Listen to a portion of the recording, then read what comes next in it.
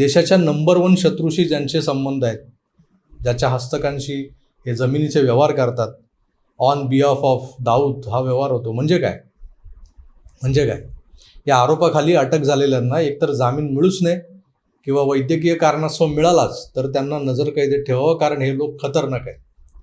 तो माणूस सलग 3 महिने त्या कॉर्डिलिया क्रूजवरच्या ड्रग तस्करीच्या प्रकरणात, ज्या संविधानिक नार्कोटिक्स खात्याच्या विरोधात एक बाजू लावून पत्रकारांना खाद्य पुरवत होता, आपल्या जावयाच्या काळ्या कारनाम्यांना लपवत होता, दाऊदच्या हस्तकांचे ड्रग्ज व्यवसायातले ट्रेसेस पुसले जावेत यासाठी मीडियासकट तपास यंत्रणांची दिशाभूल करत होता. त्या माणसाला अटक झाल्यावर एवढ्या सहजासहजी जामीन मिळालाच कसा, यावरही गृह खात्यानं सामान्य जनतेला स्पष्टीकरण द्यायला हवं. तरीही नवाब मलिक काही काळ खाजगी रुग्णालयात, तर जामिनावर सुटल्यावर कुर्ल्याच्या घरात, आणि आता थेट नागपूरला अधिवेशनात. आपण नेहमी म्हणतो महाविकास आघाडीनं त्यांच्या या लाडक्या अल्पसंख्यक मंत्र्याला CBIनं अटक करून उचलून नेल्यानंतरही, NIAनं देशविरोधी कारवायांचे आरोप ठेवल्यानंतरही हा मंत्री आर्थर रोडच्या बराकीत पोहोचल्यानंतर देखील त्याला मंत्रिपदावरून दूर केलं नव्हतं, काढलं नव्हतं. भरतानं जशा रामाच्या पादुका सिंहासनावर ठेवून राज्यकारभार केला, तसाच कारभार नवाब मलिकांच्या नावानं महाराष्ट्रात राजरोसपणे सुरू होता. ते तुरुंगात तरी त्यांच्या खात्याचे शासन निर्णय व्हायचे आणि मीडियात त्यांच्या फोटोसह ते निर्णय प्रसिद्धीला पाठवले जायचे. हे असलं नालायक आणि नीतिमत्ता शून्य असं सरकार तेव्हा सत्तेत होतं. कालही नवाब मलिकांच्या सभागृहात येण्यावर कोण काय बोललं नाही, पण त्यांच्या सत्ताधारी बाकांवर बसण्यानं खळबळ उडाली. आणि मग महाविकास आघाडीतले तेच लोक जे मलिकांच्या वाहना पूजत त्यांच्या नावानं कारभार चालवत होते, ते बोंबलायला लागले. गडबड अशी आहे की अजित पवार हे या सरकारमधले ऑड मॅन आउट आहेत. ही एक विसंगती आहे.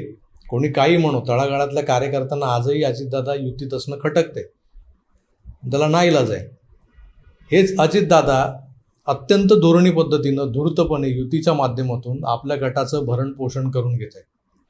एकतर त्यांच्याकडे वित्त मंत्रालय, त्यावर फडणवीसांचा आणि मुख्यमंत्र्यांचा अंकुश असला तरी नाही म्हणायला एका ठराविक रकमेपर्यंतचे निर्णय हे त्यांच्या अखत्यारीतच होतात. त्यात ते पडले हट्टी. त्यांनाही घाणेरडी हट्टीपणा करण्याची सवय कुणी लावली आहे, तर त्यांच्या काकांनी.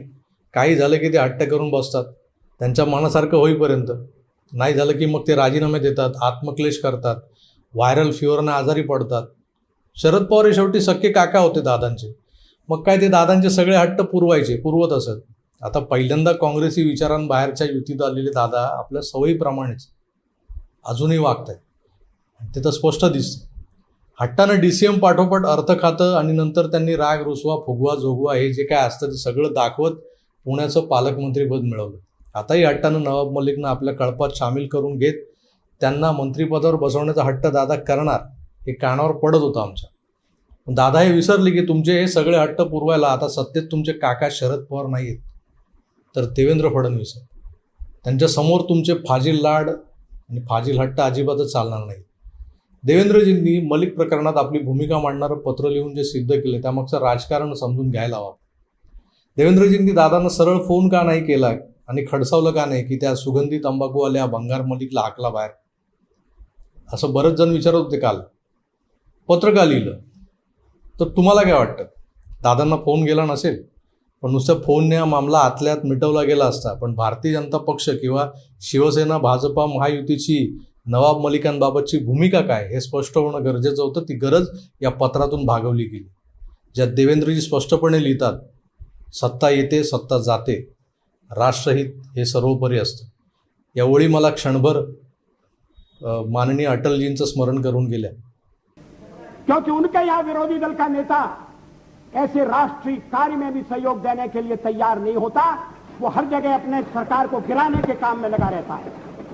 ये हमारी परंपरा नहीं है, ये हमारी प्रकृति नहीं है. और मैं चाहता हूं ये परंपरा बनी रहे, ये प्रकृति बनी रहे. सत्ता का खेल तो चलेगा, सरकारें आएंगी जाएंगी, पार्टियां बनेंगी बिगड़ेंगी, मगर ये देश रहना चाहिए. इस देश का लोकतंत्र. महाराष्ट्राचं सुदैव म्हणा की दुर्दैव, आज राज्यात 3 महाचतुर चाणाक्ष असे कुशल राजकारणी सत्तेच्या केंद्रस्थानी आहेत. मुख्यमंत्री एकनाथ शिंदे हे थंड निर्विकार चेहऱ्यानं वावरत असले तरी त्या मुखवट्यामागे प्रचंड डोकेबाज आणि थंड डोक्यानं काटा काढणारा कुशाग्र संघटक दडलेला.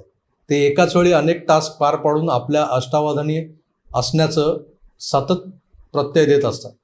देवेंद्रजींच्या कुशल प्रशासकीय कौशल्याबाबत एकच वाक्य बोलता येईल, ते म्हणजे या माणसानं भारतीय जनता पक्षाला जिंकण्याची सवय लावली. आज महाराष्ट्र भाजपा म्हणजे देवेंद्र फडणवीस हे सांगायला कुठल्याही राजकीय पंडिताची गरज नाही. शरद पवारांसारख्या कुटील नीती निपुण राजकारण्याला त्याच्याच भाषेत त्याच्याच डावपेचांनी नामोहरम करणं हे सोपं नाही आहे, पण ते करून दाखवलं देवेंद्र फडणवीसांनी. दादा तर शरद पवारांच्या तालमीतच तयार झालेले आहेत, पण ते खरोखरच आपल्या काकांना कायमचं मागे सोडून या वेगळ्या विचारांच्या लोकांसोबत आलेत का, हा खरा कळीचा मुद्दा आहे. पवार विरुद्ध पवार असं भासवलं जाणारं हे राष्ट्रवादीतलं बंड हे पवार असावं असं सतत मला वाटत असतं.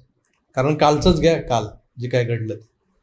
पवारांचे अतिशय निकटवर्तीय नवाब मलिक, ज्यांच्या माध्यमातून पवारांचे दाऊदशी असलेले संबंध फुलले बहरले असं म्हटलं जातं, त्या नवाब मलिकांना तुरुंगातून बाहेर काढणं, त्यांना विधानभवनात पाठवणं आणि सत्ताधारी बाकांवर बसायला लावणं हे शरद पवारच करू शकतात. अर्थात त्याला अजितदादांची फूस असणं स्वाभाविकच आहे.